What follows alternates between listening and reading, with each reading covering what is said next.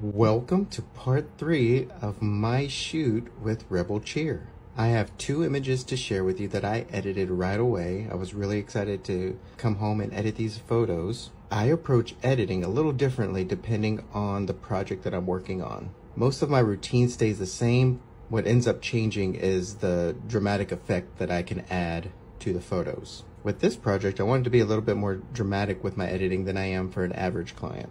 This simply means when I'm retouching skin, for example, it's a little bit higher than an average client. And when I'm working with the shadows and highlights, I'm a little bit more dramatic with them. Here's what I mean. You can see that I have a dark and light layer here, which is just a curves adjustment. This one is the curves down, and this one, the curves are up. There is a mask on, so essentially I'm just painting in the areas that I want light and I want dark. If you want to give your image a more 3D feel or HDR feel, what you can do is paint in all the natural highlights and shadows. If you have a hard time seeing where the highlights and shadows are, an easy hack is just to turn an adjustment layer on to black and white, and you'll be able to see the shadows and highlights a little bit easier. In a previous video, I talked about how watching makeup tutorial videos and how they contour with their makeup can help you when you are retouching your photos. For example, when contouring, they'll usually keep the nose, the center of the nose a little bit lighter, around their forehead a little bit lighter, under their eyes, and down below their chin. When it comes to shadows, they're doing the sides of their nose a little bit darker, the edges of their face are a little bit darker, and their cheekbones are a little bit darker. So when you are retouching and adding shadows and highlights, those are some good places to start. If you really want that HDR effect, you'll also paint in the shadows and highlights of the clothes that they're wearing. I'm going to double up the light layer and the dark layer so you can get a better idea of how dramatic it is. I'm going to double the light layer, and you can see where I added a lot of the highlights. So this is an extreme version,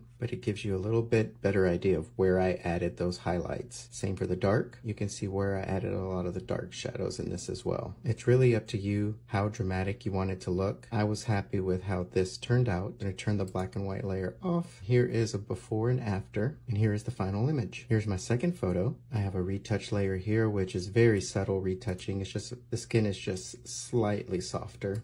I'll double up this dark layer, see where I added a lot of the shadows here, and I'll double up the light layer. You can see where I added a lot of the highlights. I added a little halo effect, which is what this layer is, and I darkened some of the corners, this layer. And here's this final image. If you have any questions about retouching, let me know in the comments. Thanks for watching.